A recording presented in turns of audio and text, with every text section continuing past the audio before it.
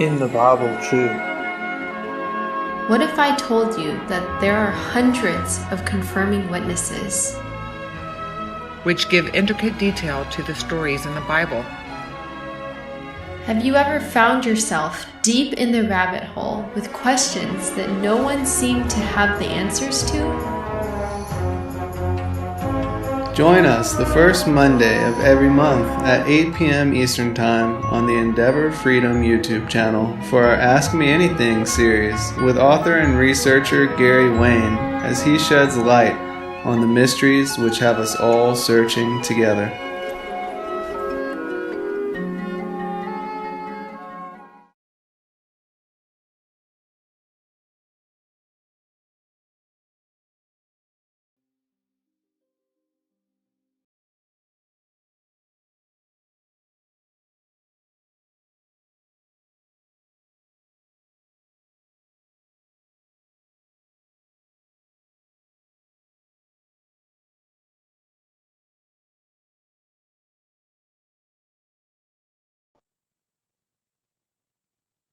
Hey, welcome everyone. It's great to be back with you all. I'm your host for tonight, Justin James Garcia, son of Zen Garcia, and I'm excited to continue our series, our Ask Me Anything series, with author and researcher Gary Wayne, the author of the Genesis 6 Conspiracy. You can find out more at genesis6conspiracy.com. That's Genesis 6, the number 6, conspiracy.com. Really excited to catch up with Brother Gary because last week we were actually at a conference together.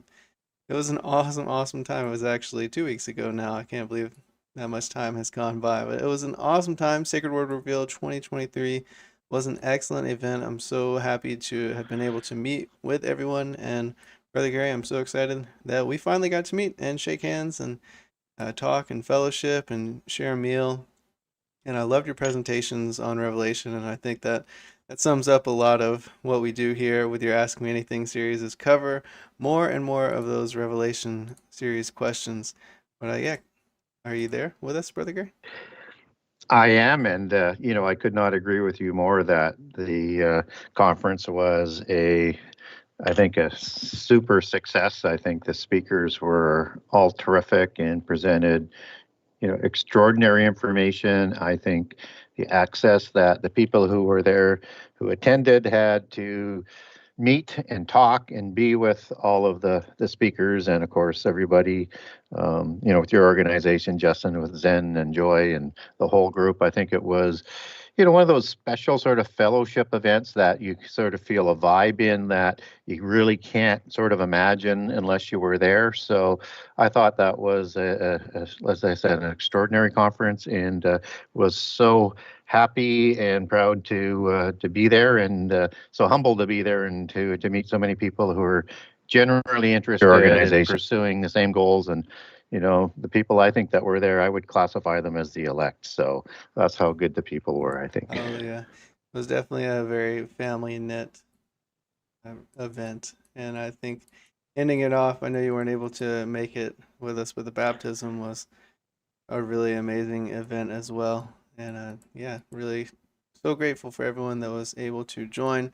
We did have a live stream from Friday through Sunday. We also did some video from the baptism that's available on Joy's Facebook page. So that is available over, if you look up Joy U Garcia, that's available over on her Facebook page. But the live stream from Friday is here on the Zen Garcia YouTube channel. And then we do have live stream links on the Mission and Gen YouTube channel from the conference itself that we will be making public pretty soon.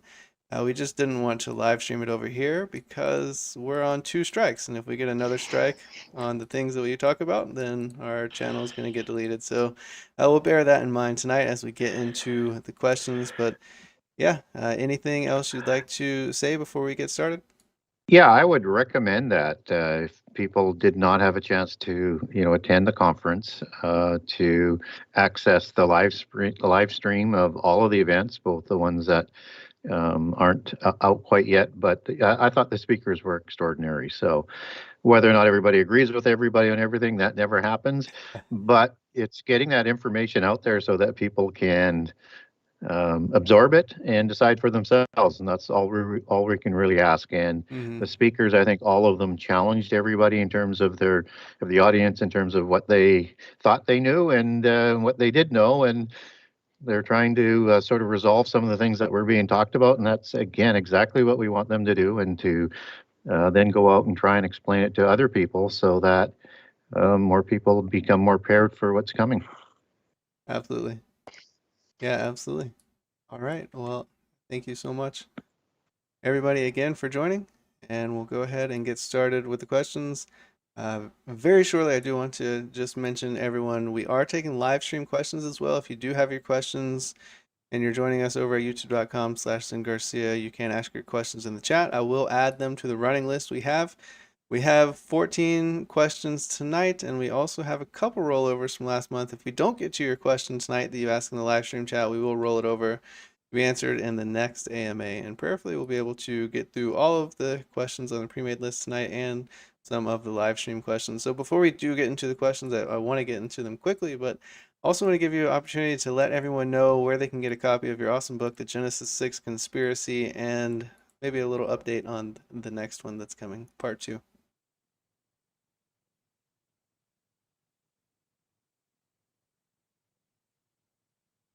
I think you might be muted. Sorry about that. No worries.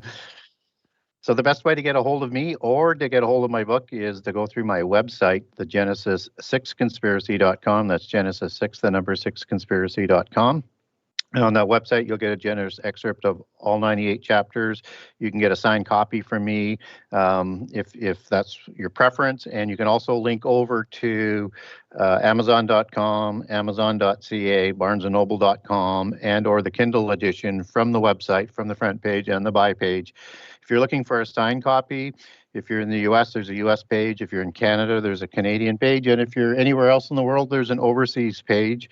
So and I know the audience is worldwide, so a lot of books aren't available on Amazon in different parts of the world. So if it's not available there and you want to buy it through me, it's available through me. My new book, The Genesis 6 Conspiracy Part 2, How Understanding Prehistory and Giants Helps to Define End-Time Prophecy, is in the editing stage at the publisher right now. I'm going through the section 5 that was edited by the editor. Now I'm editing the editor on each of the sections. There are 7 sections. So by the end of June is the date we need to have the editing by. We're working on cover design, and it's going to be available on the same website and in all the same places where the first book is. And both books can be read independently. This one is more specifically designed at Christians, and it goes deeper on any other book that's out there on the market in terms of giants,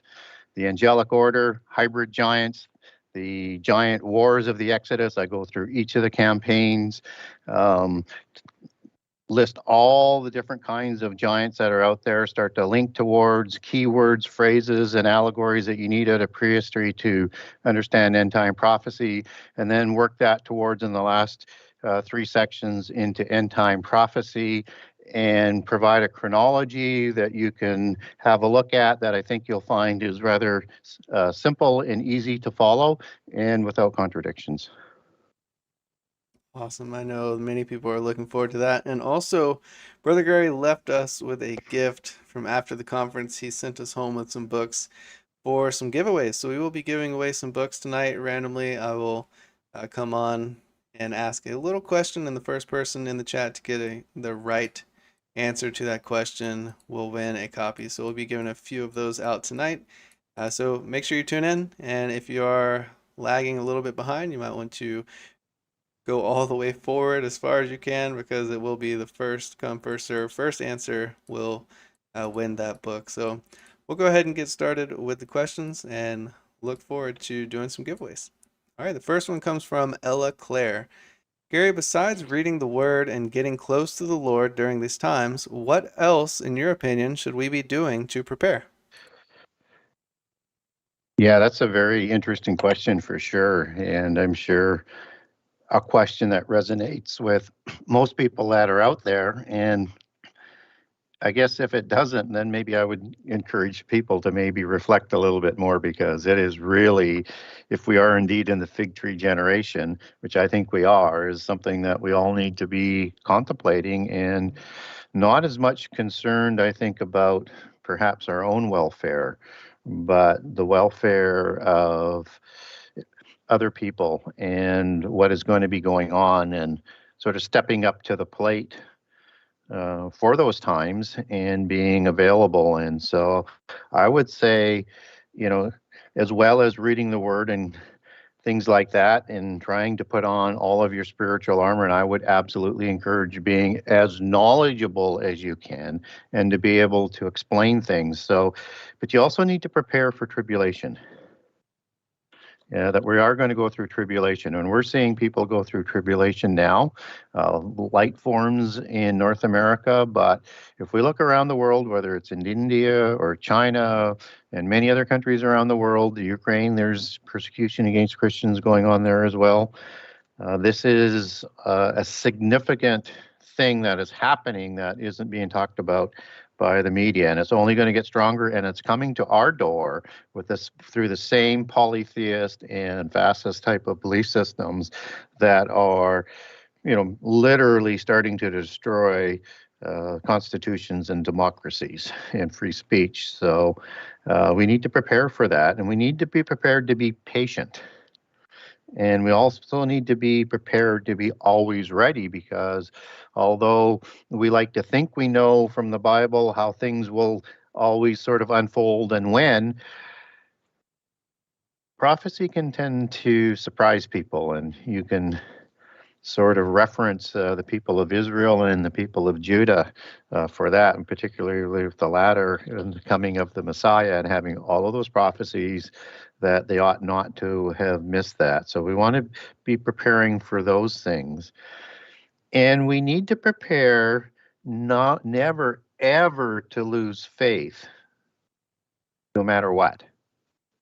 No matter whether things unfold the way we think they're going to unfold, no matter whether the things that we are seeing are so unimaginable, so deceptive, so counterintuitive, so surprising, so horrible, all the above, we need to be prepared not to lose faith. And we need to be prepared to explain the word in a way that we don't get too far ahead of ourselves, so that we don't lose our credibility, because the goal is to marginalize Christians as a mundane, obsolete people who don't deserve to be in this world or the new age that they're promising is coming. And that if they can move us off to be an apocalyptic cult who are wrong on everything that they predict, then they'll succeed, because nobody will be listening to us. And I think we have an extraordinary commission in front of us to try and plant seeds, to try and wake people up, and to help to understand these times that we can't even imagine that's coming forward. And so we need to be a role model, not only in how we live, but how we speak, and how we speak about the events that are going on in the world today, so that we can get people to think about those things as they see more events unfold. So we need to learn to be able to communicate that in a way that we won't be just brushed aside. And we know how the media works today. We know how the censorship works today. We know how the FBI works today. We know how governments work today. We know how the medical association works today. We know how the university work today. We know how the education SIPs works today. They are all marginalizing us more and more and more. So we need to pick how we fight and the fights, and to be able to communicate rationally, so that that we're not as easily brushed away. And when the world needs us the most, that we would fail them because we failed to prepare for what we're going to be coming up against. And like I say, as the tribulations move forward, they get stronger, just as the sorrows get stronger with the catastrophes. And then will come the great false prophets. Then will come their great false miracles, or prophecies of doom, all the things that they're going to do to deceive the elect, if that were possible. And it is, because Jesus warned us that that would be the case. we need to be ready for that challenge. So I would be looking at it from twofold, as not only preparing our knowledge, but preparing how we utilize that knowledge. But we have to make sure that we don't look too divided, and that we don't lose our credibility on things that are really kind of interesting, but we can't really back it up. So we have to be able to back it up with what it says scripturally without contradictions. Yeah, that's really a great point. Thank you very much for that answer. Next one comes from MJM. I think this was asked recently but not answered. Did God create a pit, prison / abyss for the fallen angels or Nephilim prior to the Watchers, such as those from the early days of Atlantis? Yeah, I think MJM is correct that we've probably had this question come up many times, and that maybe we didn't cover off exactly when. I think that the pit prison or the abyss prison, as the New Testament is often described as in some of the translations, was created. You could create that at any point in time after the rebellion if you wanted to. So we know that probably Sheol, Hades, was probably created before the rebellion, and then you could easily create a prison for the angels in Hades and Sheol, where the abyss is located, and likely in another dimension. But I kind of go back to the Alpha and Omega sort of aspect of our omnipotent God. I look at that God knew everything from the beginning, prepared everything from the beginning, and saw everything from the beginning. So I think he created the lake of fire and the abyss or the pit prison right from the beginning of creation. And I think he probably kept those hidden because there's nothing he can't do. And so I think he knew what was going to happen all along, because he's seen the beginning from the end, and he wrote all the names of beings in the book of life from before creation. So he understood everything that was going to happen. So if you understand everything that's going to happen, you either have it hidden or you have it come out in a way where it said that it's created. But we're not told when the abyss prison is actually created. So my assumption is from the beginning, when he created all things. And so that's what I would sort of line up on. And it sort of makes sense that God does things in a way that permits free choice and free will throughout our period of whatever we are provided to live on this earth, and similarly with the angelic realm. And so just as the fallen angels did not know about the resurrection, as we're told in the book of Corinthians, that the princes would not have had Jesus crucified had they known about the resurrection, they don't know all things. God knows things that others don't know. He even knows exactly when Jesus is coming, but the Son doesn't know exactly the time. When they might know the season, they might even be very close, including the angelic realm, but they don't know the exact timing, because God keeps things from the angels and even the Word of God, as it seems. And so he could keep the prison hidden from the watchers, just like he did the resolution to the angelic rebellion through the Adamites, who were created for a special commission, and to be the resolution to the angelic rebellion through the resurrection that Jesus became flesh, or the Word became flesh, with to bring about. So, yeah, I think the prison was created before. It was just either invisible, hidden, something that we can't really understand. But I think it was created right from the beginning, because God knew exactly how he would deal with everything before anything was created, and including the angels. Excellent. Thank you very much for that answer. The next one comes from Bethany Keller. Besides reading the Word and getting close to the Lord, in your opinion, what else should we do to prepare in the end times? Did I just ask this one from somebody else? Yeah, that was identical. I guess I copied the wrong question there for somebody. Let's move on to the next one. If I missed your question, Bethany, please let me know, or Ella Claire in the chat. Let me know if I accidentally pasted over your question there. All right, moving on to Carol Ryan's question. I'm curious, do you celebrate Christmas like so many beautiful people? Very new to biblical narrative. Lots of perception out there. Thanks.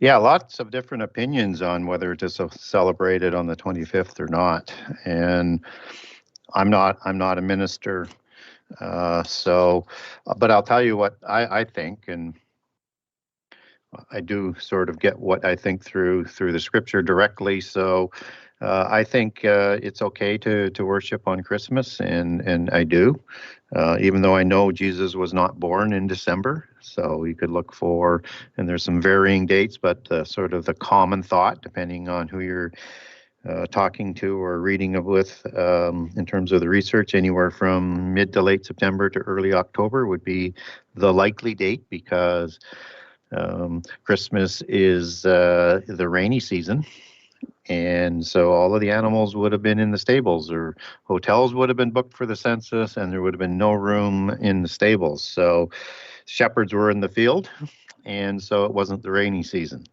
And we get scripture that says that the shepherds were in the field as well. So yes, I do worship Jesus's birth on Christmas Day. I also try to keep the sort of the ritual aspect out of that, and not try and let the polytheist influence from, I mean, the whole season from the 12 days of Christmas and everything around it is just all wrapped in sort of polytheism. So I try and keep that out of it. I think the day should be for Jesus, the Holy Spirit, and for God and your family, and any other people who are close to you that you want to worship in community with.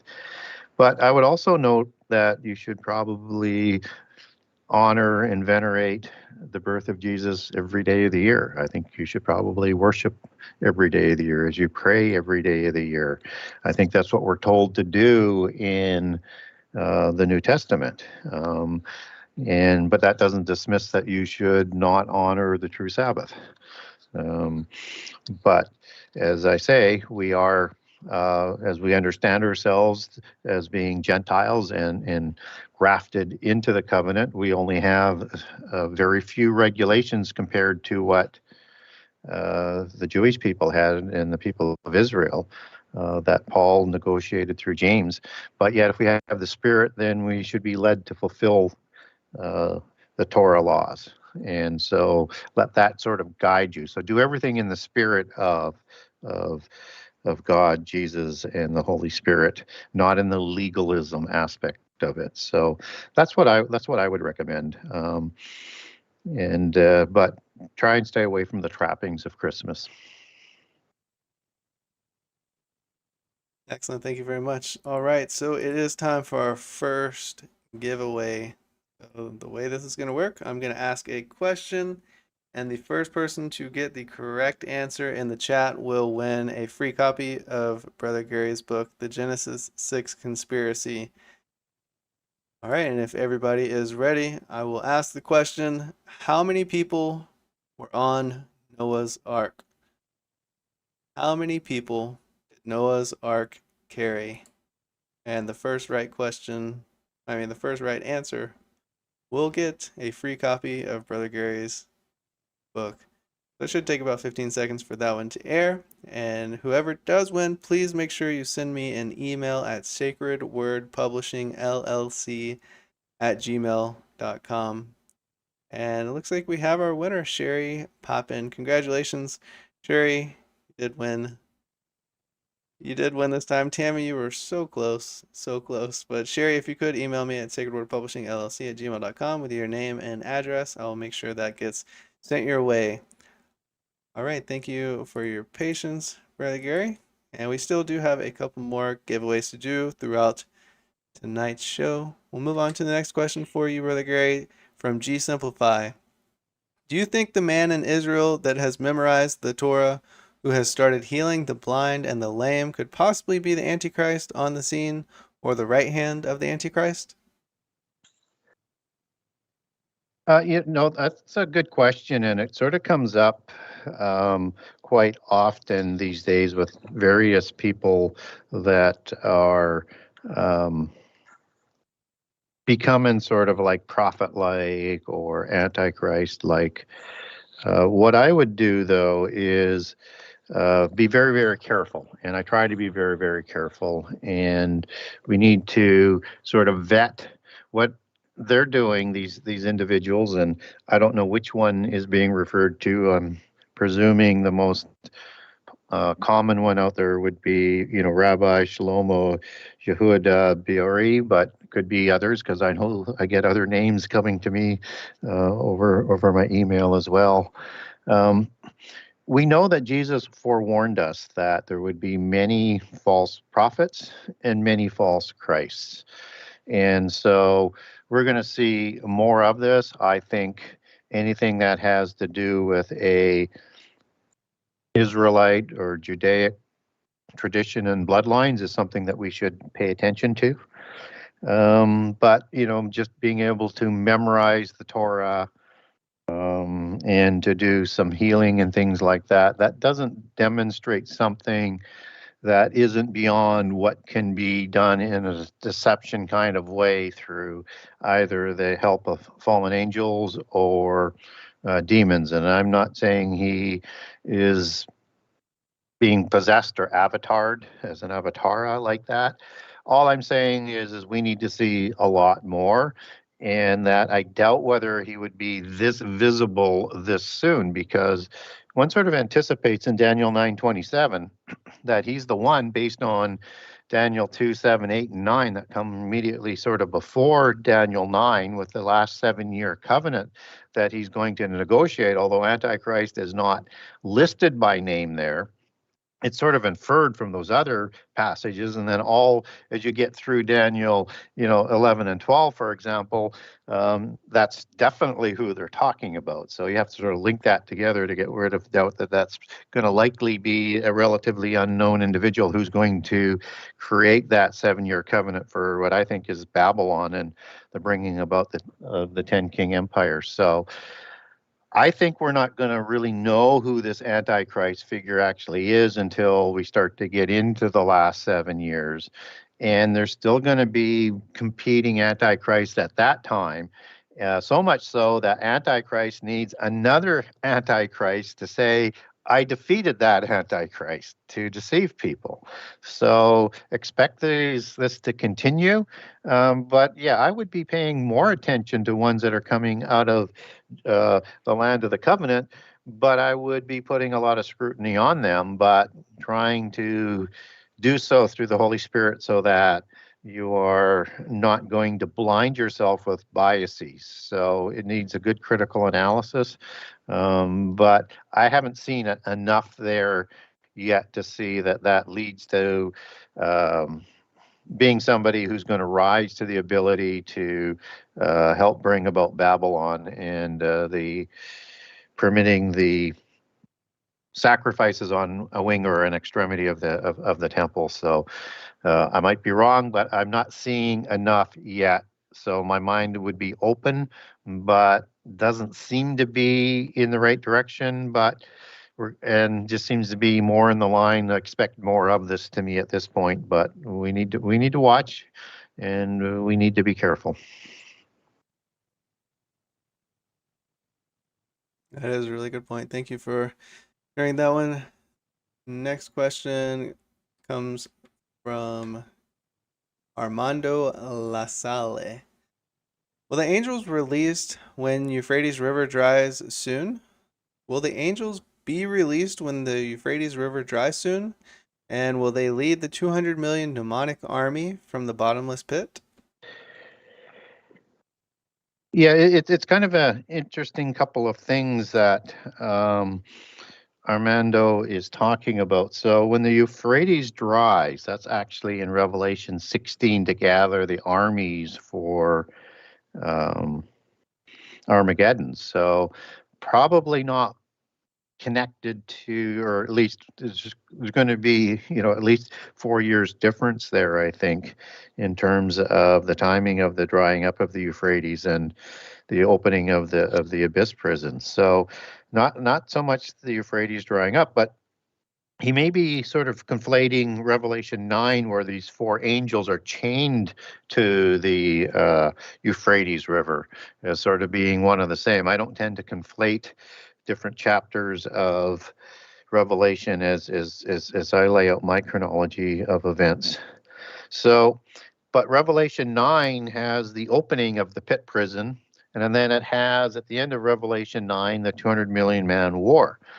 So I think maybe that might be the connection that he's doing. It's just that it doesn't necessarily have to have the Euphrates River dried up at that particular time. So when the 4 angels that are mentioned in Revelation 9, we do get an opening of the abyss. So we're going to get watchers coming at that time. But we also have watchers and angels, fallen watchers that haven't gone to the abyss because they didn't cross that significant threshold, that are already out,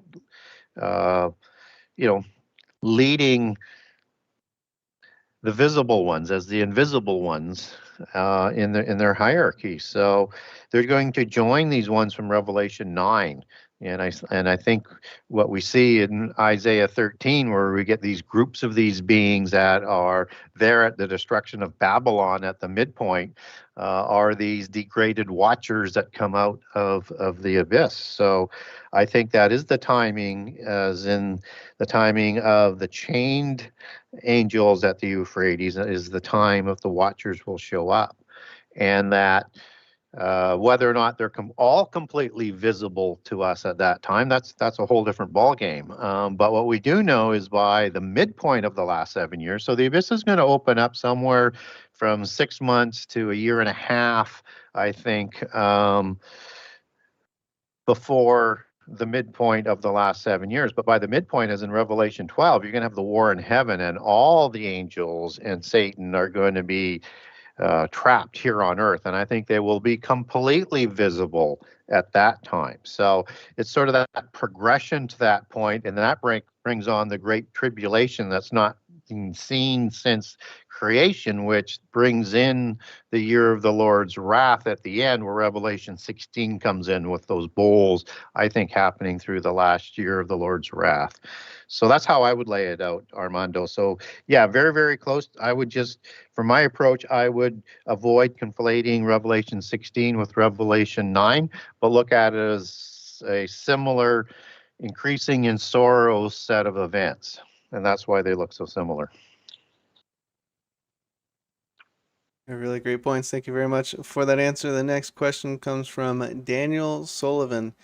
Gary, would you please talk about the Leviathan, Rahab, and the original angelic rebellion, the primeval waters, and a possible destruction of the waters at creation? Well, that is a very big subject, Daniel. And for everybody, know that it would take me sort of 3 hours to go through all of this, and I think I think I did a 3.5 hour presentation on this at a True Legend conference in the year of COVID, where I had to do actually a video because we couldn't hold the conference. So it's a big subject, but I'll touch on some of the major things, if I can, that I think Daniel is referencing. And so when we get into more from a polytheist side, and maybe even Judaic side, but I would suggest more through the Kabbalistic or the mystical side of Judaism, there is this sort of understanding that in the days of creation, when the waters were being separated, that this is when the Leviathans rebelled, and Leviathan as being in that sort of line of thought, the partnership of Satan and his consort, who rebelled and started the rebellion, as with the creation of the earth. But if there is two creations, if there is a gap, if there is a renewal of the earth, and that there was a heavens and earth that was created in Genesis 1 and then renewed, as Psalms 104 talks about, when the Spirit was over the waters, as it combines with Genesis 1:2, then that this original separation of the waters might have been when that rebellion actually happened versus days 1 through 6. And so, without getting into sort of too much detail, you have two ways that you can translate Genesis 1. One being that the earth was void and formless, and or became void and formless. And so when it says in the standard translation was, that's the Hebrew word haya, meaning to exist, to come into being. But it could also be translated as became, because it's a cognate sort of translation that you could put there, and then that would change everything, and that would explain that originally God created everything complete, as Isaiah 45 tends to suggest, and is using the same word as it uses in Isaiah 45 the word vanity, which is tuhu, which is the word form or formless, without form or formless, as opposed to boohoo, which is void and ruins. So you have a world that became void and formless, and the words suggest something that sort of happened. So to me, that might be where it would fit. So if you had an angelic rebellion at that point in time, and it was so violent, not to be seen again until the end of this age, and also understanding that God and Jesus will step in lest all flesh would be destroyed. That's in sort of combining nothing new is under the sun. What was will be again. That's what the fallen angels are trying to lead the end time into, is that complete destruction of the world and the complete obliteration of humankind. You have this sort of, okay, you have to get an understanding, take a step back. So if the world was destroyed down to its foundations, then that means the waters would have collapsed upon each other. And that is the understanding of chaos in the physical world, where the waters are just covering the whole planet, and it's a state of chaos. And so in that war, you would have had that waters above combined with the waters below. So in the renewal of the earth, what happens in Genesis 1:6-8 is that God's going to renew the earth, as Psalms 104 does with his Holy Spirit, and using the word to fulfill God's commands as the word of God. So as we sort of put this together, then is that Elohim is saying he's going to create the firmament, and he's going to place the firmament between the waters below and above. By dividing the waters, that actually creates the firmament. So it's a separation of these waters. Now, whether or not that waters, as it gets into the outer reaches of space, is something that's liquid, something that's more like ether, something that's more gaseous, or something that's hard, we're not told. But that creates the firmament. And in Genesis 1:8, the firmament is called heaven. So that fits perfectly as with the 6 days of creation in Exodus 20, that the firmament is called heaven, and heaven is one of the three definitions of the firmament. And then you have what's outside the firmament as the second heaven, and then you have the third heaven where God and the spirit beings dwell. So if we have this crashing of the waters back in the angelic rebellion, then you have a verse that starts to make some sense in 2 Peter.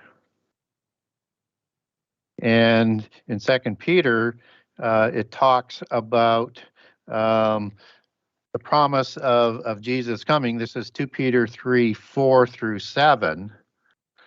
And then it goes on in verse 5, it says, "For this they willingly are ignorant, that the word of God, the heavens were of old, and the earth standing out of the water and in the water, whereby the world that was, being overflowed with water, perished.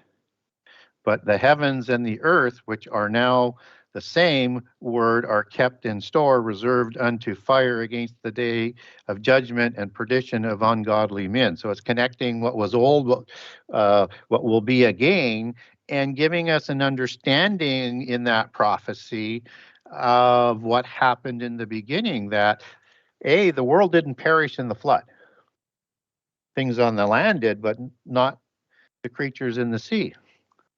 And so you didn't have to have a 6 days of creation for a renewal at the time of the flood, because the whole earth wasn't destroyed. But something happened before that that caused the water to collapse, whereby the world that then was being overflowed with water perished.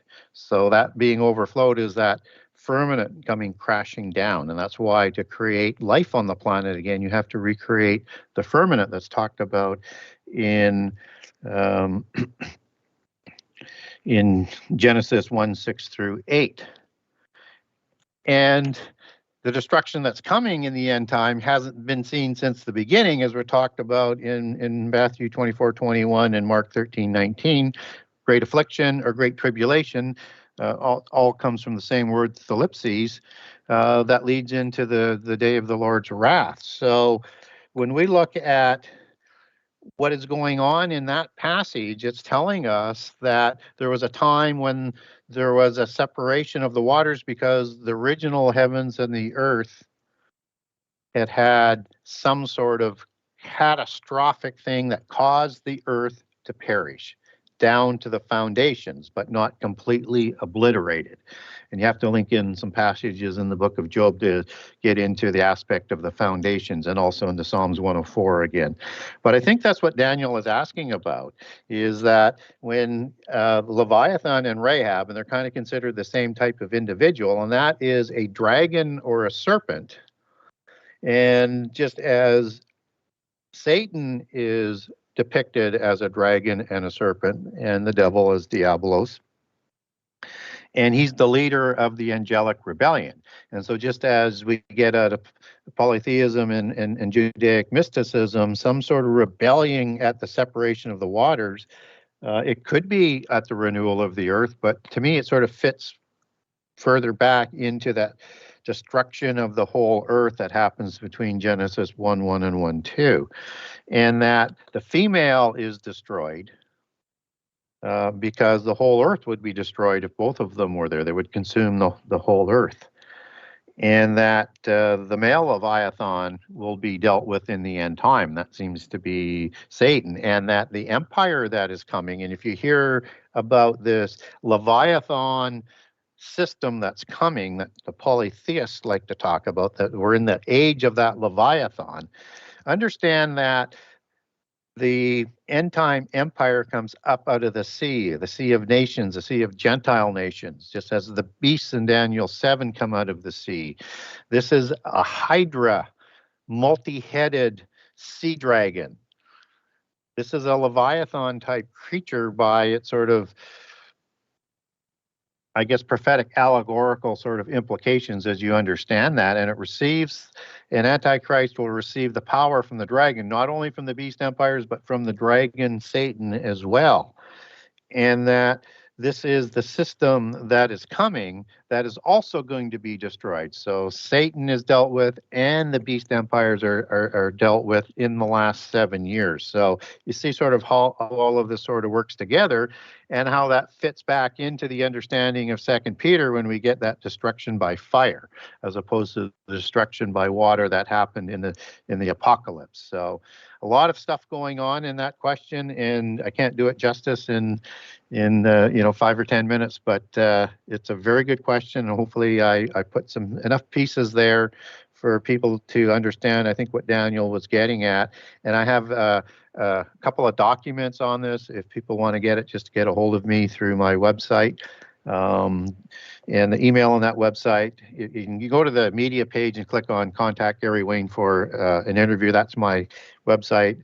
My email address that's attached to that is genesis6conspiracy@gmail.com, Genesis6 with the number 6 conspiracy@gmail.com, and I'll send you those documents. Excellent. Thank you very much for that answer. I know you have quite a bit of information available on that subject or those subjects.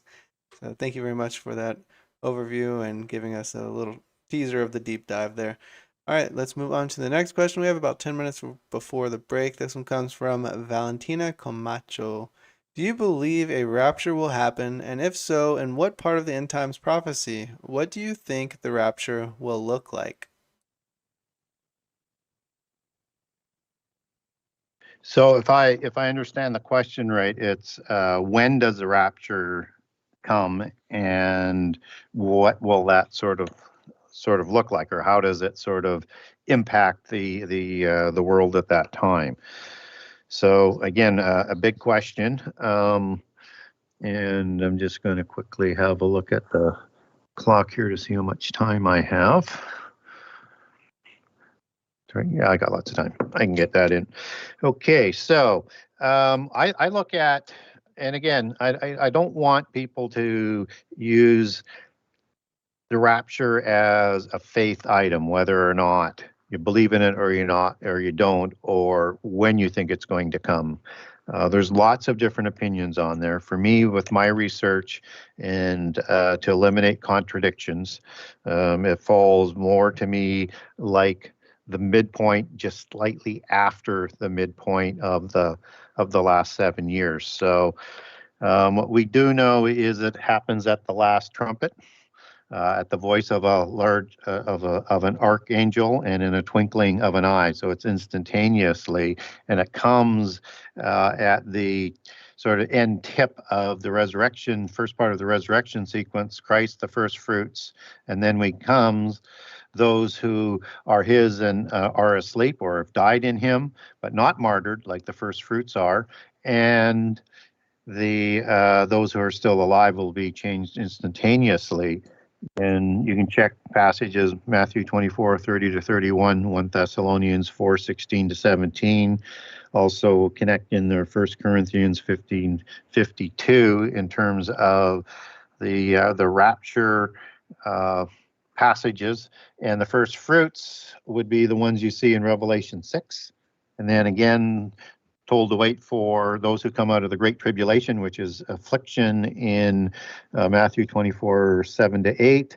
And that's the Greek word thalipsis again for tribulation, as it's used in Matthew 24:21, and whereas Mark 13 for the Great Tribulation in verse 19 doesn't say tribulation, says affliction. So again, just underline that the translators could have made it a little bit more consistent for us. So what we do know is that we're going to be saved from the hour of temptation. And that's the same hour of the destruction of Babylon. That's the same hour as the time when the 10 kings provide the power to Antichrist to work underneath him to overthrow Babylon, because they grow jealous of how rich Babylon has grown. And so this is that hour of temptation, or an hour of trial. And we're saved from that hour of trial because even the elect would be deceived, as the book of Matthew talks about as well. And that the deception to take the mark of the beast and the deception that Antichrist will create to give that aurora, including a counterfeit Armageddon that we talked about in that Revelation 9 war, is going to make it so that people need to be saved, even the elect, from this hour of temptation, of this hour of trial. And that's the hour I think we're being saved from, as well as the wrath of God. So, and we get told that we're also going to be saved from the wrath of God in Romans 5:9, saved from the wrath. 1 Thessalonians 1:10, 1 Thessalonians 5:9, and we're not, where it says we're not appointed to the wrath. And so in Romans 1:18, 2:8, and 2:5 tells us a little bit more about what is being talked about, what we're being saved from, is that the wrath of God is for the unrighteous and the ungodly, and that the righteous will be saved from that wrath. So we're not told that we won't go through tribulation. In fact, we're told we will go through tribulation, just as we have the tribulation of the saints and the tribulation of and the martyrs of the 144,000 that finished their commission at the midpoint, just as the two witnesses will be killed at the midpoint of the last 7 years. And just as Revelation 2:10, to expect 10 years of tribulation, 10 days of tribulation. And so we will go through tribulation, and tribulation is not wrath. That's reserved for the ungodly and the unrighteous, and those who take the mark of the beast, that we will be saved from that hour of temptation, or that hour of trial with such deceptions unlike ever has been witnessed before. And that the word wrath is not thlipsis. It's used two different Greek words. It's orge and thumos in Greek, and they are used for a different application than for the tribulation. And so they're used separately for a different meaning, and it lines up perfectly with the 4 different words that is defined as wrath in the Old Testament and in the same sort of time frame. So that happens in the hour of the destruction of Babylon. We're going to be called out of Babylon before it's destroyed. So, and that hour where Antichrist comes to power. And so I believe it happens rapture happens just before the destruction of Babylon or just after, but certainly before the mark of the beast, because once Babylon is destroyed, Antichrist sets up his mark of the beast system with the false prophet, and he also sets himself up as a new religion, and this starts the last 3.5 years of his reign. So I think that's when. I think how it happens is going to be part of the genocidal movement that goes on in the first 3.5 years to wipe out all of those people who do not convert to Babylon. And then also Revelation 12, Antichrist and Satan and the whole end time empire of the last 3.5 years is going to turn against all those who hold the testimony of Jesus and the testimony of God. And that those people will also be, as we're told in Revelation 13, be beheaded. So as you got all of this going on, I think people aren't going to look at as unusual that there would be a massive disappearance of people, and perhaps with empty bodies that are left as we get new bodies in that transition, as in something that new that happens, to have a body that can go into heaven. But nonetheless, there will be so many missing people, so many people that are being wiped from the face of the earth who aren't going to worship Antichrist and Satan, that I'm thinking that may not be as evident as possible as what you might think. Now, if it were to happen much sooner, then I think it would be quite obvious. But with all of the genocide that's going to go on, I'm not convinced it's all that sort of evidential to the world. And all Antichrist will say is I destroyed them. They didn't deserve to be part of the new world, the new age, the new millennium that he's promising. So I think that's sort of what it looks like. But it's all the tribulation to the saints that leads up to that. And then you get that cutoff point, and just before that hour of the trial, that's when it happens. And the people aren't gone. They're the ones who are going to be beheaded if they don't worship Antichrist or take the mark. So they're going to earn their resurrection through fire. And they're going to have to be refined like gold through the fire of the end time.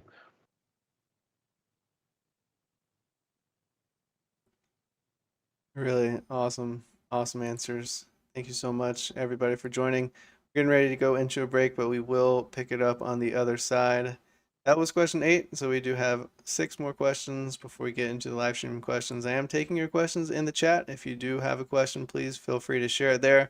And like Douglas just did, make sure you write in all caps question at the beginning of your question so I know to add that one to the list as a question for Brother Gary to have asked during the live stream. If we don't get to your questions tonight, we will make sure to roll them over to next month's Ask Me Anything, as this is a monthly series that happens on the first Wednesday of every month here on Freedom Slip, Revolution Radio, and youtube.com/Liam Garcia. So we'll be right back, everyone, after the break.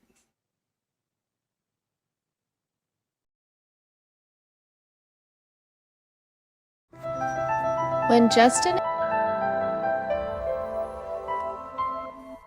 As a bookstore for truth seekers, it's our goal to make ancient manuscripts which were once held captive by secretive institutions available for public consideration. In our generation, where wisdom has increased as Daniel the prophet foretold, we have access to many of the testimonies our early church brethren were persecuted for preserving.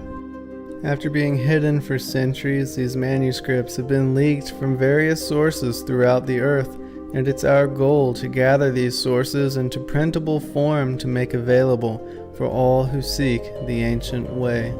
If you're looking to deepen your studies of the biblical narrative, find these ancient manuscripts and more at sacredwordpublishing.com.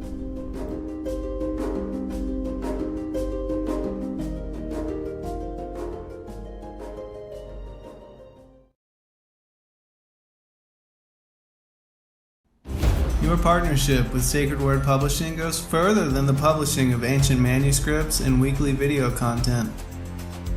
You also make a huge impact across the earth in orphanages in Myanmar, India, Uganda, and Kenya. Your support is crucial for the development of the ecclesia of real truth seekers.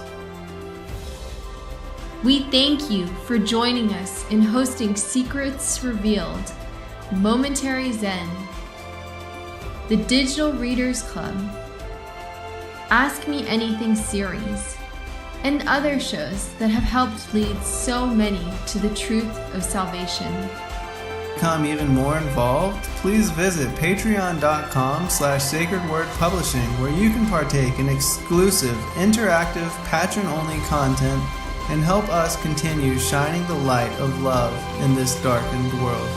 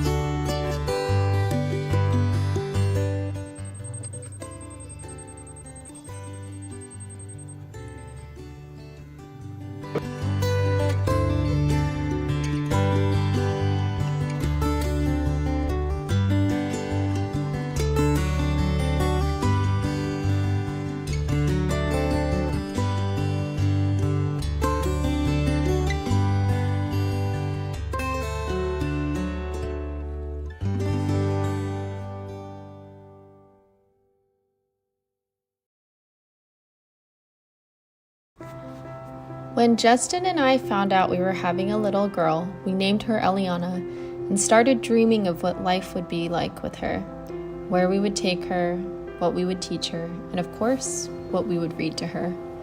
One day we walked around a bookstore looking for books we might want for her and found nothing. So we started brainstorming what exactly we would want. Even from a young age, we wanted her to know and understand the heart of God and hidden truths that are in ancient biblical manuscripts like the Book of Enoch, and the idea of the Prophecy for Children series was born. Justin got hard to work and praise Yah released the Prophecy for Children series. We are grateful for the support and amazing feedback from others who have been wanting the same for their children. We just found out we will be having a son, and we are excited to grow our family and to keep writing books for our children to share with our truth-seeking family. To order these books today, please check out the children's store at sacredwordpublishing.com.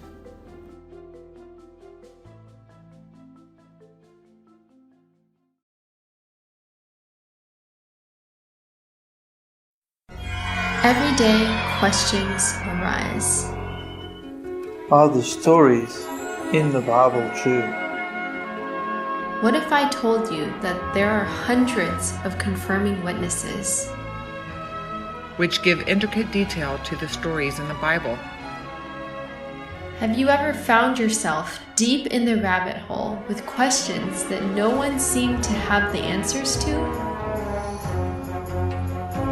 Join us the first Monday of every month at 8 p.m. Eastern Time on the Endeavor Freedom YouTube channel for our Ask Me Anything series with author and researcher Gary Wayne as he sheds light on the mysteries which have us all searching together.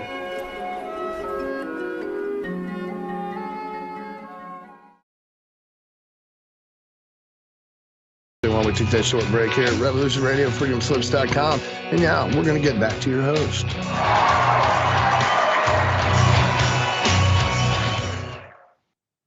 Welcome back, everybody. It's great to be with you again for the second hour of our continuation of the Ask Me Anything series with author and researcher Gary Wayne, the author of Genesis 6 Conspiracy. I'm really excited to get back into the questions, but before we do, we have another book to give away. So Brother Gary did join us here in Atlanta, Georgia for the Sacred Word Revealed 2023 conference, and he did give us a few books to give away. So I'm excited to be able to ask the next question on our giveaway. So the way this is going to work, if you're just now tuning in, I'm going to ask a question, and the first person to get the right answer in the chat over at youtube.com/SinGarcia is going to win a free book from Brother Gary Wayne, the Genesis 6 Conspiracy. All right, so I will go ahead and ask the question if everybody is ready. Please make sure that you are forwarded to the most current, the most present moment in the live stream. That way you can hear the question as fast as possible and put your answer in as fast as possible, as we will be giving away only one book for this question. The question is, when exactly do the Hebrews celebrate Passover? On what month and day on the Hebrew calendar is Passover celebrated? All right, and with that said, we will just give everybody a minute, and I do want to welcome you back, Brother Gary. Hopefully you had a chance to get some water, and thank you again so much for joining. Could you please let everyone know, if they don't win a free copy of your book tonight, where could they go to get a copy? You can go to my website to get a copy, which is the best place. That's the Genesis6conspiracy.com. That's Genesis 6 with the number 6conspiracy.com. And on the website, there is a page for getting a signed copy if you live in the U.S. There's a U.S. page, there's a Canada page, and then there's what I call the overseas page, which is literally the rest of the world. So wherever you live, go to that page and you can order a signed copy. And if you wanted to get the digital version, you can link over from the website, from the buy page or the front page, to Amazon.com for the Kindle version, or Amazon.ca for the Kindle version. You can also link over to barnesandnoble.com as well. And so Amazon to get a hard copy, and also amazon.com and amazon.ca for a hard copy as well. So that's the best way to get a hold of a book, is through my website. And if you wanted to get a hold of the new book, or you want to register to have an email notice when the new book comes out, I'm starting to take emails on that. So I'll be getting a new email address out that I'll provide. But in the meantime, you can send for a notification, no option to buy, for when the new book is released. And I'm thinking August or September. Just email me at genesis6conspiracy@gmail.com, Genesis6 with the number 6conspiracy@gmail.com. I'll take down your name, your email, and I will notify you when the book is released and how you can buy a signed copy, or where else it'll be available at that time. Awesome. Thank you very much for that info. Definitely encourage everyone, if you haven't checked out Genesis6conspiracy.com with the number 6, definitely do so. There's a lot of really great information, and this book is a treasure trove. So congratulations goes to Hebrew Hippie. Congratulations on getting the first correct answer in the chat. It was a little bit of a trick question, because we did get some people answering the 15th of Nisan, or the 15th day of the first month, which is the beginning of unleavened bread, but that actually occurs the day after Passover. So yeah, thank you everybody for participating in that. We're going to go ahead and jump right back over into the questions for the Ask Me Anything. The next question comes from Jashan. Do you think the millennial kingdom has come and gone, and why? Yeah, another really good question, and there's a lot of debate out there as to, has the millennium already happened, or is it yet to come? And I fall on the side that it has yet to happen yet. I think that it would be sort of not consistent in Scripture for a lot of reasons, but certainly from an aspect of having an end time and having a second coming of Christ, having a rapture, having the resurrections, having Antichrist come to the power, having the earth almost completely destroyed, and all the events that happen through Revelation and the prophecies in the Old Testament as to what happens in the fig tree generation, which I don't think we've seen the fig tree generation pass, and all of those events that were fulfilled, that were predicted by Jesus. So, but I understand that there's other arguments to be made on that. I don't necessarily agree with them. But when I look at the wording, and here's some of the reasons why. When I look in the wording in Revelation 20, it says, right in the first verse in 21, it says the word and then that shows up in Revelation 2, 3, 4, 7, 8, 9, 10, 11, 12, 13, 14, and 15, and is used throughout 21 and 22. And that word is the Greek word kai, or kai, as some people pronounce that, number 2532.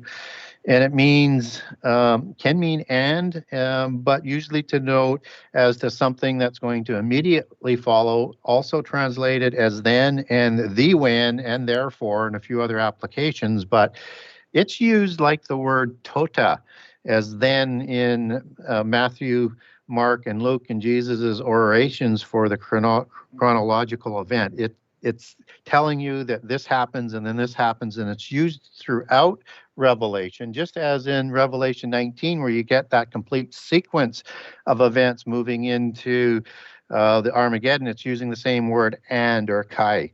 And so it's denoting what happens next, and so you get the consistent sort of language that happens.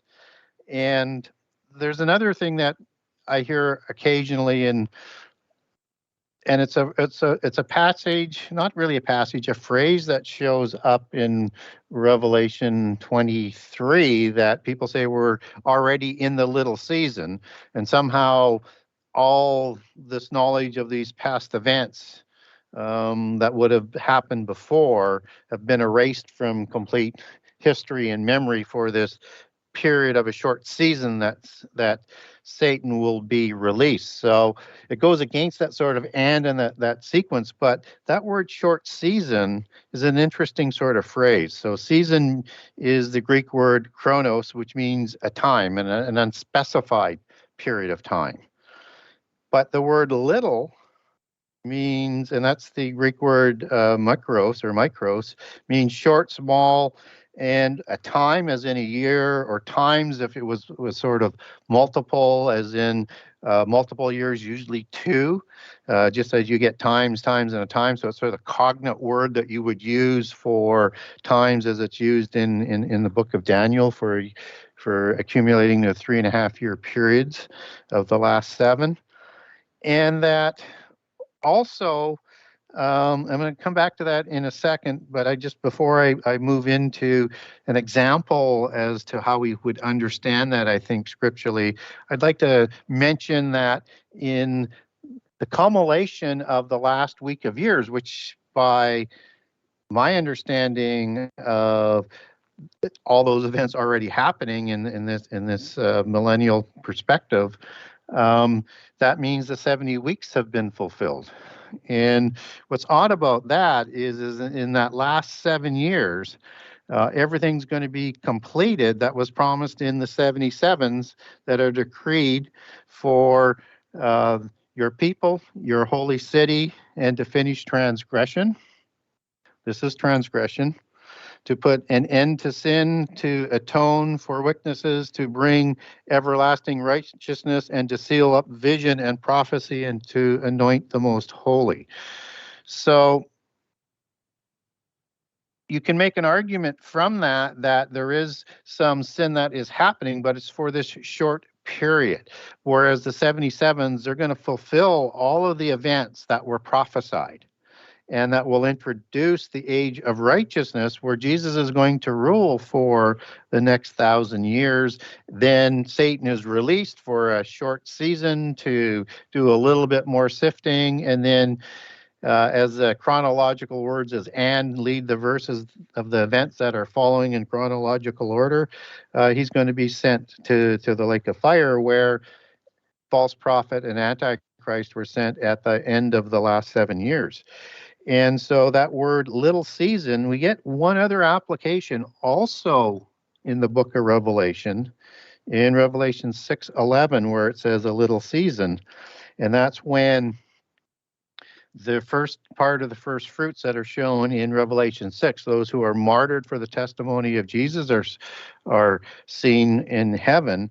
They're told to wait for a little while, a little season, for those to be martyred just as they were, which is the ones that are going to be martyred in the first 3.5 years, the tribulation of the saints that are shown in Revelation 7. So if you were to use those two in the same sort of understanding, used in the same prophecy, one would say 3.5 years would be the outside of that short season. And so that means that events are going to happen very quickly, maybe even less than those 3.5 years, but that we wouldn't be in this continuous long run of a rule of Satan. It's not for a long period of time. So I understand there's different views on that, but those are the reasons why I just can't take out the conflicts out of that approach. So if I have conflicts and I can't resolve, I tend to go to a more simpler approach. I put everything around what Jesus said, and it just seems to fit. Yeah, that is very good advice. Thank you very much for that one. We'll move on to the next question that comes from Yaya's World. When did the 70 generations end, or when did they end from the fallen angels getting out of Tartarus? Another good question by Yaya. Not sure quite how to pronounce it. Hopefully I did not butcher it, but excellent question. So for people who are wondering where that 70 generations tends to come from, is typically out of Enoch chapter 10, verse 11, where there's 70 generations after the angels go into the abyss. And so because we're not in the last 7 years and the angels haven't been released from the abyss, we're not in the last 7 years yet. So we haven't seen them come out of the abyss, but we will. But we're still, I think we are in the fig tree generation. Another place where you might get a similar sort of chronology of the 70 generations is Genesis 4:17 through 24, where it's talking about Lamech and the progeny of Cain, and where Lamech is said, if Cain was cursed 7 times and he would be cursed 70-fold times. And this is in the time of the giants and the time of the abyss. It's at the same sort of period. So that's sort of connected to a similar statement as in Enoch 10:11 that Lamech's curse is going to last 70 generations. So but for my money is that this event, when the fallen angels are coming out of Tartarus, which is another word for hell that's used in the New Testament once to describe the abyss prison, we haven't seen that yet, but it will come in the last 7 years, somewhere between, I think 6 months to a year and a half before the midpoint of the last 7 years. Excellent. Thank you very much for that one. The next question comes from Dale Stevenson. Is serpent used separately from dragon in the Holy Bible? It is, and both in the Old Testament and the New Testament. So again, another super good question. So in the Old Testament, you'll see serpent translated into English from Hebrew, mostly from the word Nahash, Nachash, as in the Nahash or the serpent in Eden. Sometimes you'll see it as a poisonous serpent or used in conjunction with Nahash, and that's going to be the Hebrew word seraph, which is the root word for seraphim, and a dragon, 6-winged, serpent-faced angel. So kind of similar, but when a seraph is being talked about, there's a special denunciation. But if it means, if the translation is poisonous serpent, you can have for the poisonous part as seraph as well. But that is talking about an actual physical poisonous serpent. Now, when dragon is translated into English in the King James Version Bible, the Hebrew word is tanim, and it means a sea monster, or a Leviathan type of creature. And it is, I think, sort of synonymous at times with the dragon as in Satan, but we don't get Satan called a dragon in the Old Testament. We only get Satan as he's referred to. Now, in the New Testament, serpent derives from the word ophis. And so it talks about the serpent in Eden when Eve was deceived. That's talking about a serpent. And there's no definition in that word that connects it actually to Satan. You could say, well, it's an allegory for Satan. That's fine, but it doesn't say that. Except that in Revelation 12, he's called the serpent, which is an ophis, but he's also called a dragon, which is the another understanding of either a sea monster or a seraphim dragon. So when you put serpent and dragon together, you're getting, to me, the imagery of, in part, Satan was that sort of seraphim type of an angel, although he has other traits as cherubim and archangel and some other attributes as well. Now, dragon in the New Testament comes from drakon, and connected and rooted into drakonta, and both mean to watch or being a watcher. Which, of course, seraphim angels were watchers. So there's some interesting sort of connections there in terms of the word. But yeah, one needs to be sort of careful of the applications when they're trying to understand how it's translated into English. And which is why it's always kind of nice if you have some sort of interlinear Bible or a concordance of some sort that you can click on that and see what the English word translated goes back to Hebrew or in Greek, and you'll get a better sort of understanding as to what the passage is about, I think. So excellent question, though, because they are denoted as different, even though there's relationships there. Awesome. Thank you very much for that one. Next question comes from Jason Davies, or Davies. Sorry if I didn't pronounce that correctly. His question is, whatever animosity Gabriel caused between the Nephilim tribes to destroy each other prior to their physical death, could that animosity still exist between them now in spirit form? It's a very good question. So, where Jason is deriving that is from the book of Enoch, chapter 10 again, just as we talked about the 70 generations is in the same chapter, and verse 9, where Gabriel set the Nephilim or the giants against each other until the flood came. So there's a point where they all turned against each other and warred against each other. So the question is does that still exist with them in spirit form? I think that if their spirit was so corrupted as a counterfeit spirit and then corrupted again as a curse, or however Gabriel would have done that, to have them turn on each other, that would affect their spirit. So when their bodies died and their spirits went on, I think you probably have rivalries within the demonic world as well. And I think you see that also reflected in their descendants, where you have rivalries all around the world, and there can only be one Antichrist dynasty. So they're all wanting to compete for that, which is one of the reasons why you're going to have lots of Antichrists. So you can look at the rivalries all through history. That is all giant rivalries through different bloodlines and to get control. And just as in the modern world, the Western bloodlines created social masonry, which created National Socialism and communism, and those were used to bring down the Kaisers. They were used to bring down, or replace the Kaisers, bring down the Tsars in Russia and bring down the Dragon, Li, and Xi bloodlines in China.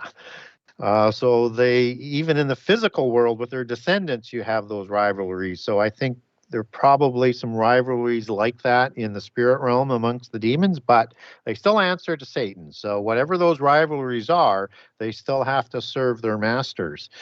And we see this reflected in the duality of polytheism as well, that there would be those kind of rivalries.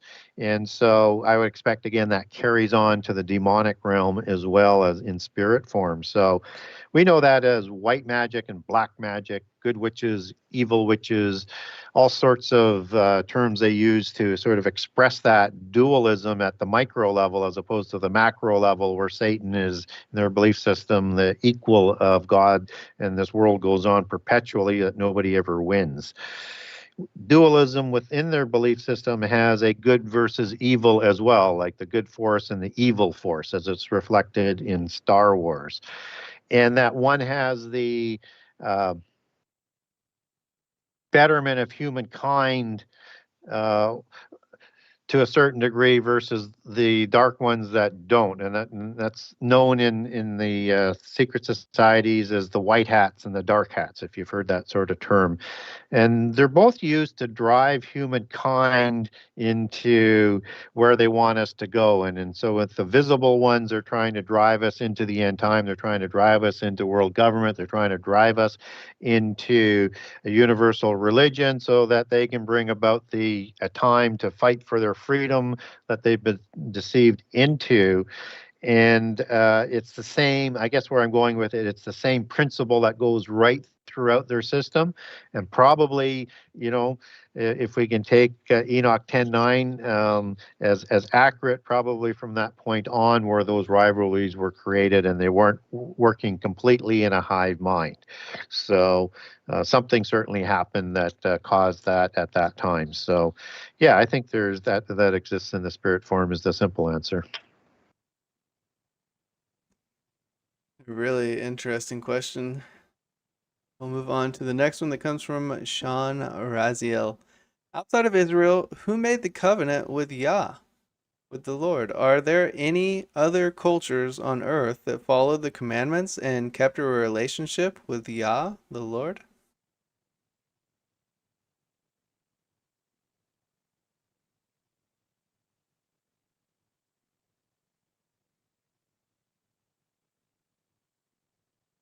You might be muted again. But we'll give Brother Gary Yeah, a second. yeah, Okay, there we go. yeah. That mute's kicking in and out on me tonight for some reason. So, yeah, I think if we look at ourselves as Christians, we're Gentiles, and we've been grafted in to the new covenant, into the, the old covenant with a new covenant through Jesus and adopted. So certainly you could put multiple nations through that. Not everybody in the nations of the Gentile nations are grafted in, only those who accept Jesus. But there is one other one that I find interesting that I would say there's a possibility scripturally for another covenant. And I would point to a verse in Genesis 16:7 through 14, where the angel of the Lord, which I think is the pre-existent Jesus, the Word as we would know him, and Jehovah or Yahweh as we would understand him in the Old Testament of the Elohim. He shows up to bless Hagar before blessing Sarah. And so Hagar is going to have Ishmael, and he's going to become, a great nation as well, not as great as Abraham, but produce many nations. And so there's a blessing, just as Sarah is going to be blessed to have Isaac, that's going to lead to the creation of Israel and the Holy Covenant. And so you have something that's kind of implied there that there might be something special for them.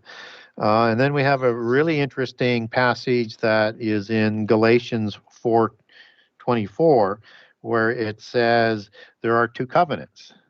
One that was made with, Sarah and Israel as that came down and produced the Holy Covenant, but also one that was with Hagar as a covenant that was bondage and completely subject to the law. And of course, the descendants of Hagar are the Arabian peoples and Middle East peoples. And so whatever that actually means, it sounds like there's two covenants and some sort of special place for certain people at least, and maybe even broader than that, but I leave that for God. But I see it clearly says that there are two covenants, and there was a special blessing that went with Hagar and the creation of Ishmael and the tribes that he produced. So there's something there that's a bit mysterious, but I'll leave that for God to deal with. Excellent. Thank you very much for that answer. The next one comes from Rolando Vasquez. Do the Nuremberg happenings allude to the time when angels falling to earth and beginning the Industrial Revolution have to do with the 70 generations? I hope you can make some sense of that one. Yeah, so Nuremberg is a place in history, not only with the trials that happened in World War II, but an older German history where there was a lot of sightings of UFOs, and they're depicted in paintings and things like that. And so the question gets to be: is that fallen angels or is that something else? I think if the phenomena probably happened, I would probably suggest that it was not fallen angels, although it could be. I think it's probably more of their creations. And so I think that fallen angels, both before and after the flood, and created beings, not only the Nephilim and the Rephaim, but other kinds of creatures. And so you get like the elementals that has 4 groups of little people, and you also get one larger group that's called the salamanders, which are taller than a human, are very much similar to ones that people report in the earth. I don't know whether that's a Nahash that they had survive or they created another reptilian being, but there's an interesting one in the ugly groupings of the other 3 elementals, which are the little ones. So you got good-looking ones, you've got mischievous ones, and you've got ugly ones. And ugly ones include like hobbits and dwarves, and also gnomes. And the gnomes in their belief system looked after genealogies, looked after knowledge, and looked after the technology. And there's one group that's called the Greys. And sometimes in Scotland, they're called with a couple add-ons like the Grey Neighbors. And they come through portals with their flying machines. And they kidnap people, they experiment on people, then they return people. They return after a fortnight in the Scottish tradition without memory of what happened. And they are described exactly like the Greys in the alien phenomena. So I think these types of beings that were illegally created have been with us probably throughout our history. I think we're going to see them as part of the end time deception, as part of the alien phenomenon. I think we'll see fallen angels who can take any sort of look that they want with their changeling capability, creating the full sort of table of galactic nations, as they'll probably try and deceive us into, that we need to fight against the evil lord of the universe. As in Doctor Strange, to win a negotiated peace for Earth, and we're going to have to fight to do that. So I don't think those are fallen angels that we probably saw in there. I think those are just the technology of the angels that were passed on to their created offspring, their spurious offspring. And I think that's the same thing that goes on with the alien phenomena. I think they come through portals and from a different dimension versus other planets, and it's all interrelated with our history both before and after the flood. Excellent. Thank you very much for that answer again. And now we are moving into the live questions. These are actually, we have a few more rollovers from last month. So we'll get into those real quick, and then we will be jumping into the actual live questions from the chat tonight. And we have 13 questions so far. So the first one comes from Make Stupid People Famous. When the abyss opens, will it be the end of the wicked? Like, will they only target evil? Well, let's hope so. I'm not convinced the language is as strong there as I would like it to be. What we do know is that in Revelation 9:7, only people that are going to be protected are the ones who have the seal of God. So anybody without the seal of God, they're going to be fair game for these things that come out of the abyss that I think are degraded fallen angels. What we do know is in Revelation 7 is 144,000 receive a seal. I think there's probably a seal on the two witnesses who are also going to be prophesying in the 3.5 years and in the period when these things come up out of the abyss. And as we said, somewhere before the midpoint of the last 7 years, but after the start, they're going to come out. So I wish it was a little bit more clear where we can take heart that they will only be targeting the evil ones is that we do get passages in the Bible that sort of makes a reference to the seal of God. So like John 3:33, it talks about he who received testimony. In other words, those who are going to be testifying for Jesus and the Word of God and God in that first 3.5 years, who will be reinforced with the Holy Ghost or wisdom to make those arguments. So we need to also be prepared to be testifying and doing our part and completing that part, as in the preparation aspect question that we talked about to lead off the show with. Those in giving testimony seemingly would be protected. In Romans 4:11, it says, the sign of circumcision is the seal of righteousness. And so I think that there's a seal. You don't have to necessarily be circumcised, but there's a seal that's implied of righteousness, which means maybe that provides us protection, as with the seal of God. Also in Ephesians 1:13 and 4:30 and 2 Corinthians 2:22, it talks about being sealed with the Holy Spirit. So in conjunction with that testimony that's talked about in John 3:33, that those who are going to give testimony and testify before the world and to judges and things with authority, as John talks about, this is the seal of the Holy Spirit. I hope, I think, I'm certainly praying for. And in 2 Timothy 2:19, those who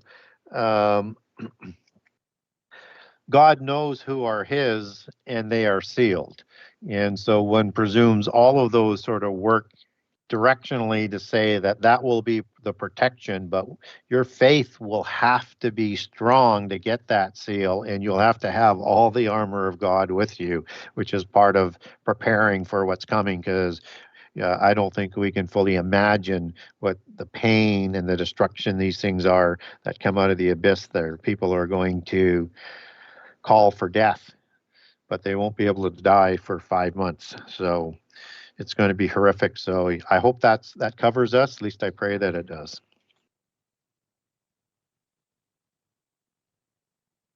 Yeah, really sobering thought for sure. Thank you for that question. Make stupid people famous, and thank you for that answer. We'll move on to the next one that comes from Drew416. What happens to those on Earth who follow polytheistic beliefs in the afterlife?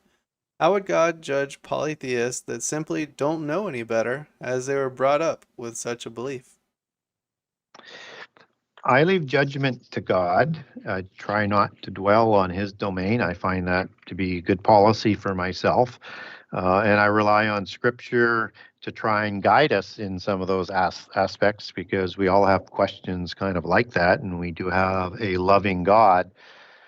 There's an interesting passage that is in the book of Romans, Romans 2, and it talks about the Gentiles, those who were unknowing of the law, is kind of the paraphrasing of it. So they either didn't know about the law of God, weren't given the teachings, or weren't aware of Jesus and his teachings, because Jesus is the fulfillment of the law. So one sort of deduces all of that work sort of hand in hand. But that what they believed and what they thought inside and what they did would express a law that was unto themselves. So who they are, how they came about doing that, would be their law, what they believed and how they measured up against that law. And that they will be judged against that, against the works of what they actually thought and what they actually did. And so that it will be a witness for or against them. And of course, we know that everybody sins. So at that point, I guess, in the resurrection, the second resurrection, in terms of the judgment, I'm sort of linking that's where this will play out, and that God can decide who is worthy and who is not. And if God decides that somebody who lived in a polytheist country but believed in good things and did good things and did things in the spirit of doing good things, if God decides that they should be part of the world to come, then that's his decision. That's where I leave it. So I do leave it open based on that passage in the book of Romans, that there is that possibility for people, whether or not it was before Jesus or after Jesus, or whether they knew about the law or not. But for people who did know, I don't think you get that provision. But again, we're not provided a lot of detail there. So beyond that is speculation, and I leave that for God. Yeah, that's definitely important to not try to challenge the Father on his throne, right? That's all, the judgment is up to him. So yeah, really well put. Thank you very much for that one, Brother Gary. I'm going to ask the last question for the giveaway for tonight. So I hope everyone is ready for this one.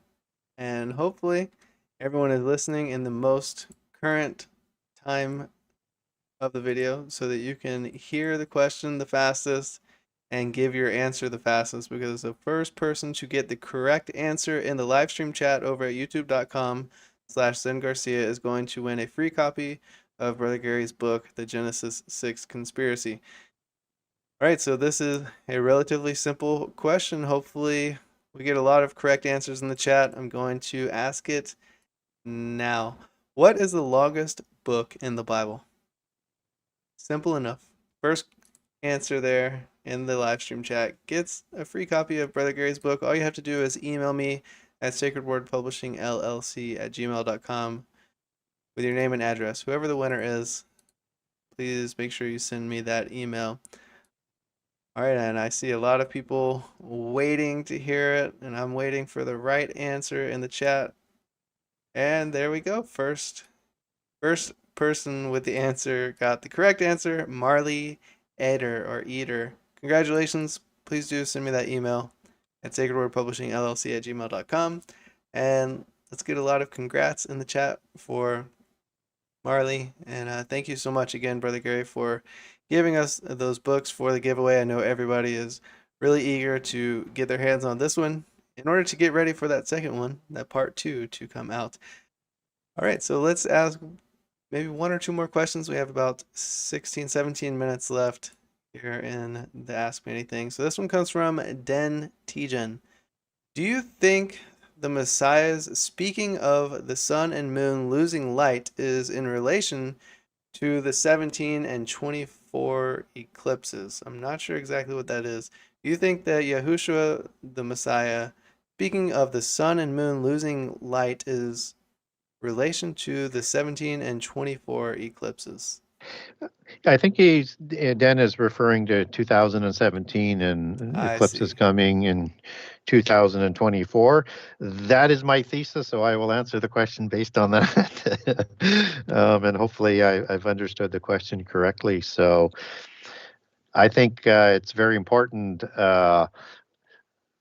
anything that Jesus talks about, and particularly as it comes to prophecy. But we also get 3 overarching signs that go with the specific signs, and one is the fig tree generation. So there's that specific generation when all of those events will take place.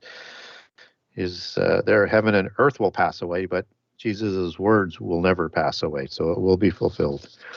And that it will be like the days of Noah. So that's why we have to learn about prehistory and what happened in the apocalypse of the water and what happened with the fallen angels and the creation of the giants and everything that, and the technology that they had and everything that went along with that. But there's also the sorrows. So the sorrows apply to everything that's going on in that fig tree generation. So not only do the catastrophes get worse, you have earthquakes, you have pestilence, you have famine, and you have wars and rumors of wars, and they get stronger throughout the fig tree generation.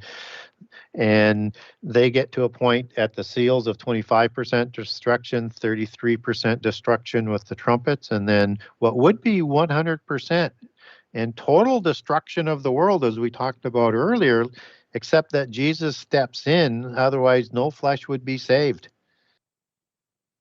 And so we need to understand the sun and the moon darkenings in a similar sort of understanding that's going to be connected to these events. And so I would not look at applying the eclipses to the sun darkening. I think that might be considered as possibly other signs that you might look at in the end time, although we're not always told what those signs would be that are going to be in the sky. But I would look at these darkening as what happens with the sorrows getting stronger. So in Revelation 6:12, in the seal openings, we get the darkening of the sun, the sky, and the stars. And probably in the same type of proportion of that 25% that happens in the seal judgments. We get the same thing in Revelation 8 with the darkening and with the 200 million man counterfeit Armageddon war that Antichrist will ride the power on his saying, I'm the Messiah, and that was the Armageddon. And so it gets stronger as the catastrophes get stronger. And there's a lot of wars going on in there, and there's going to be a lot of earthquakes going on as well. So that is going to darken the signs. I mean, you get fires going on with these wars. Just look at what's going on in New York City today. That's just a small microcosm of that type of debris in the air that's going to be covering significant pieces of the earth, or maybe even all of the earth. It's just a degree of how strong that darkening is. And so Revelation 6 and Revelation 8, it's getting stronger. And then we get that darkening of the skies again at the time of Armageddon in Revelation 16:8, in the wrath bowls, in the year of the Lord's wrath that is part of Armageddon. So I would attribute that to the catastrophes and the sorrows from my way of looking at it, but I would not dismiss certain kinds of celestial things in relation to other celestial events that could be signs to the end time that we're going to see in the sky. But we also have to connect that the false prophets will be predicting false signs in the sky as well. So I would be looking more towards what the 144,000 are doing and the two witnesses are in terms of celestial events in the last 7 years for guidance in terms of those signs. Really great points. Thank you very much for that answer. The next one comes from Dale Stevenson. How much do the Muslims have right? How much do the Muslims have right? Well, they would tell you 100%. I would disagree with that. I think they have so much wrong when they could have a lot right. I think they rely on the hadiths, which is an oral tradition, to formulate their views on what's written in the Qur'an. And I think you have to understand that each of the sects, whether it's Sunni, Shia, or the mystical branches, they also, like the Sufis, for example, they have their own hadiths. So they all have different interpretations that have been done to gain power than truth. I think, I had to do research on the Quran when I wrote the first book. And what I found is that there's a lot of good stuff in the Quran, but if I was a Muslim, I would put it this way so that people don't get too up in arms. If I was a Muslim and I read the Quran, I would become a Christian. And it leads you back to the Bible. It's just that they pervert what it says in there, and the internet perverts what it says, what's in there. So I get, people contacting me regularly, and they say, well, I heard it says this, and I send them the passages, and they understand that it didn't say that. So what I would say is in practice, they get it pretty much all wrong. I've talked to Muslims who say, no, you're right, that's what the Quran says. That's not what we're allowed to believe, and if we do, they'll kill us. So I think in the end time, I think Muslims, but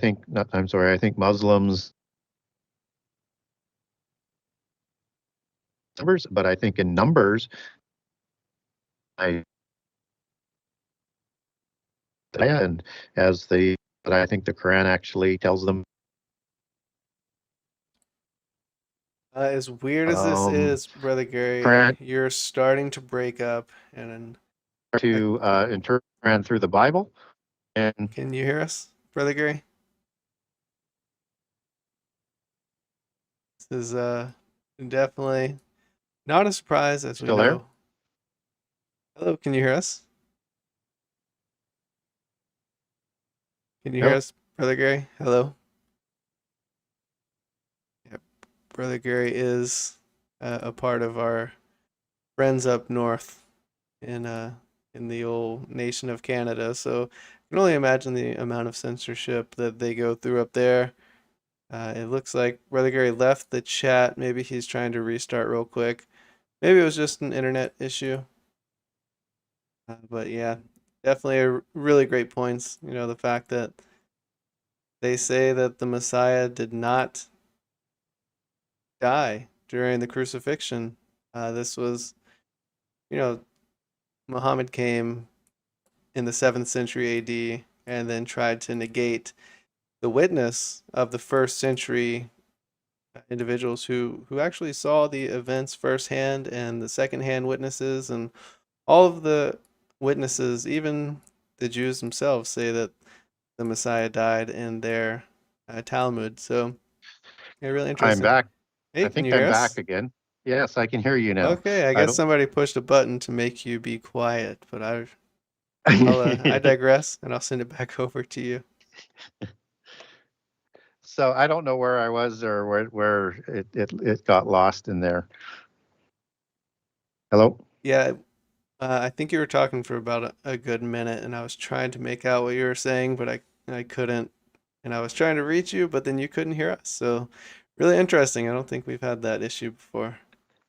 Yeah, so I think I'll do it sort of quickly because I know we're going to be running out of time. And um, if I've read the Quran, and I'm Christian. I would say that if the Muslims read their Quran, they would be led back to the Bible. They would be led back to Jesus. They would become a Christian until they start interpreting the Quran through the lens of the Bible as it instructs them to do. Then they're going to have it wrong. That's my opinion. So I think the Hadiths and I think the organized religion aspect of it sort of persecutes them down into a different format.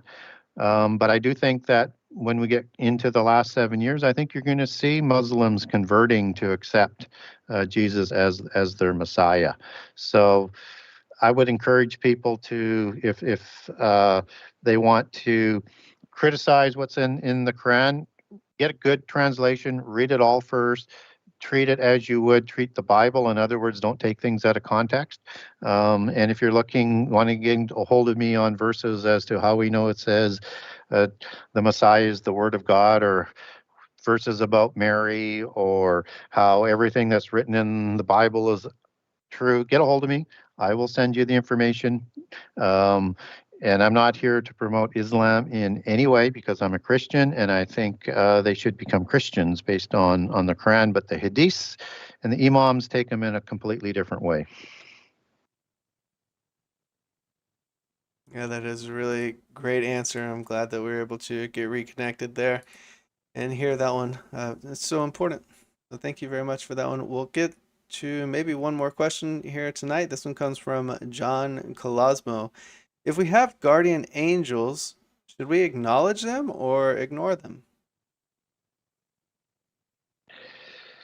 Well, I think you should test them first. And if they are a spirit sent from God and they recognize the Word of God, um, and Jesus as the one who was resurrected, and recognize God, then and the Holy Spirit, then they're probably a guardian angel. I'm not necessarily a fan of the aspect of a guardian angel. Typically, that comes from the Watchers. I don't know whether there's enough Watchers to be assigned to everybody on the earth as opposed to a messenger angel. Um, so, but with any spirit, you should test them that they are from God, and we're instructed to do so. So that would be my advice. Oh, and if they're not from God, send them away quickly. Yeah, really. Great point. All right, so get to the next one that comes from Not My Home. Gary, what do you see will happen once the beast system in the cities versus rural USA? So what do you think will happen once the beast system is established in the suburban versus the rural areas? Well, Urban.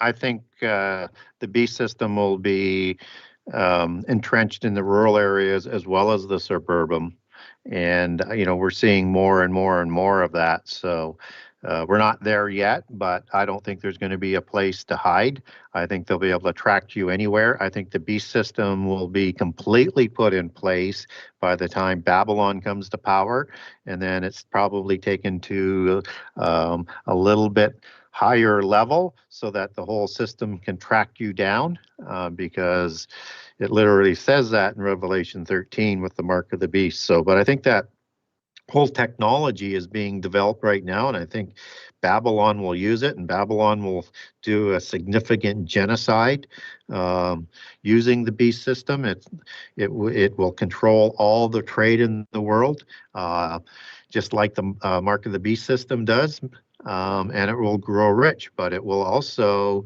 persecute the saints, and in Revelation 18, we're told that it has the blood of the saints on Babylon's hands. So, as the technology advances, as everything becomes interconnected, there's nowhere to go, there's nowhere to hide, and it becomes more pervasive. And we're just starting to see AI and quantum computing and things like that developing into this coming beast system. This will be a interdimensional fallen angelic technology, and people will think that the mark of the beast system is here before it actually comes. So again, we need to understand that it will get stronger and more, but we're going to see lots of versions of it before we get to that threshold point, that hour of temptation or that hour of trial. Yeah, really great points. And thank you for all of the great answers for tonight's Ask Me Anything. That will be the last question that we do ask tonight. We have room for 4 more questions for the pre-made list for next month. So if you do have a question, please do add it there in the chat. Lastly, Brother Gary, could you please remind everyone, where could we get a copy of your awesome book, The Genesis 6 Conspiracy? Best place to get a copy is through my website. That's the Genesis6conspiracy.com, Genesis 6, the number 6conspiracy.com. And on that website, you can get a signed copy. You can, if you live in Canada, there's a Canada page. If you live in the US, there's a US page. And if you live anywhere else in the world, there's an overseas page, and that's where you go. If you would prefer to buy a digital copy, you can link over from the website and the Buy Now page to get the Kindle version. You can also link over to Amazon.com, Amazon.ca, and BarnesandNoble.com for a hard copy as well. And so that's the fastest, easiest way, not only to get a hold of me through the second page on Contact Gary Wayne for an interview and or buy my book. All right, thank you, Brother Gary, and thank you everybody for joining. We will be back next month for our next Ask Me Anything with author and researcher Gary Wayne, and we look forward to seeing you all tomorrow night over on youtube.com/ZenGarcia at 9 p.m. for my dad's show on Truth Frequency Radio. Shalom and blessings, everybody. Have a great night.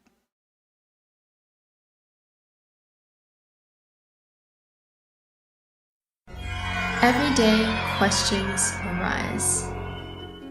Are the stories in the Bible true?